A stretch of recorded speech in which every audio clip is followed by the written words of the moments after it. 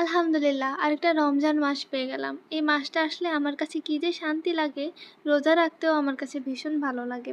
আর মনে হয় যেন খুব তাড়াতাড়ি মাসটা চলে যাচ্ছে আরকি।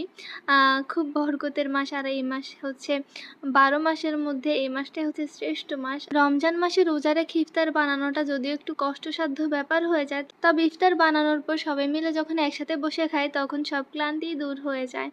আর ইফতার ব্যাপারটা হচ্ছে একটু ভাগাভাগি করে খেলেই কেন জানি একটু বেশি শান্তি লাগে, তাই না? তো এখন হচ্ছে আমরা ইফতার বানাচ্ছি আরকি। এখানে ডিম আর আলু দিয়ে একটা চপ বানাচ্ছি। সেটাই হচ্ছে আমি আপনাদের সাথে একটু করে শেয়ার করে নিচ্ছিলাম আরকি। এখানে হচ্ছে আলুর ভর্তা করে নিয়েছিলাম আগে। তারপর হচ্ছে ভিতরে একটা ডিমের স্লাইস দিয়ে তারপর হচ্ছে আ আলুর ভর্তা দিয়ে চারিপাশে কভার করে এখন হচ্ছে এটাকে বেসনে চুবিয়ে জাস্ট তেলে ভেজে নিলেই হয়ে যাবে আরকি। তো এখানে কি বানাচ্ছি আমরা আজকে ইফতারের জন্য সেটাই আপনাদের সাথে শেয়ার করব। ডিমের চপটা তো প্রথমে দেখলেন কিভাবে বানিয়েছি। এখানে বেগুনি বানানোর জন্য বেগুনগুলাকে সুন্দর মতো কেটে নিয়েছি আরকি। সবকিছু আসলে আগে একটু রেডি করে রাখলে পরে বানাতে খুব একটা কষ্ট হয় না।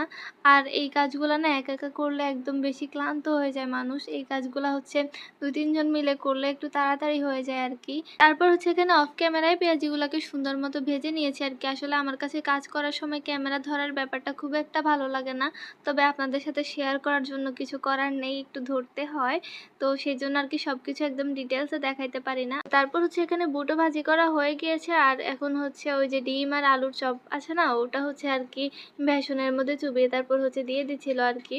আর এগুলা মাশাআল্লাহ অনেক বেশি ফুলকো হয়েছে। বেসনের মধ্যে একটু খাবার সোডা ইউজ করলে হচ্ছে এরকম ফুলকো হয় আরকি। তারপর হচ্ছে বেগুনি ভেজে নিচ্ছিলাম আরকি আমি।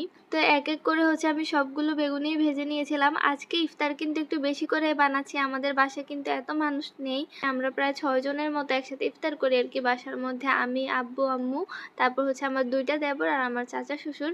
আমরা হচ্ছে ৬ জন মিলে ইফতার করি আর আমার হাসব্যান্ড হচ্ছে কাজেই থাকে, সে সেখানেই ইফতার করে। তো এখানে হচ্ছে আমাদের আসলে এত ইফতারি লাগে না। আজকে একটু বেশি করে বানানোর কারণ হচ্ছে পাশের বাসায় আন্টিদেরকে একটু দিব আরকি। যেহেতু একসাথে সবাই থাকি, একই বিল্ডিং এর মধ্যে সবাই থাকি। সো সবাই মিলে একটু ভাগাভাগি করে খেলে অনেক বেশি ভালো লাগে।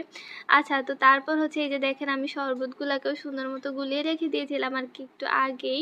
পরে এগুলোর সাথে একটু ঠান্ডা পানি মিক্সড করে দিব। আর এই যে আমাদের সবগুলা ইফতার ভাজি করা শেষ হয়ে গিয়েছে। আসলে এখানে আনকমন কোনো আইটেম নেই। পেঁয়াজি, আলু চপ, বেগুনি এগুলাই। যতটুকু সাধ্য ছিল ততটুকুই করার চেষ্টা করেছিলাম আরকি আমরা।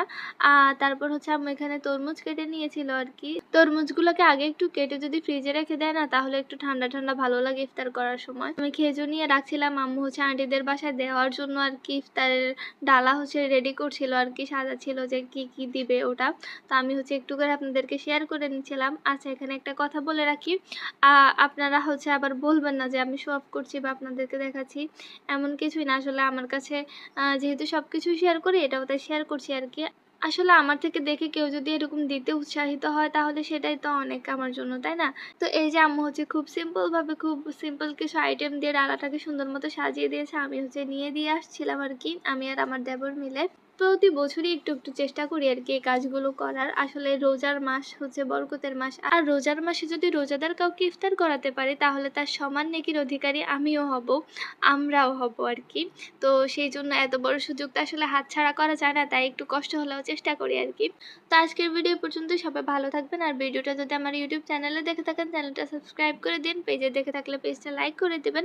ইউটিউব চ্যানেলের নাম ঐশী ভুঁইয়ান আর ফেসবুক পেজের নাম ঐশীস ব্লগ। আল্লাহ হাফেজ। দেখা হবে নতুন কোনো ভিডিওতে ইনশাআল্লাহ। আসসালামু আলাইকুম।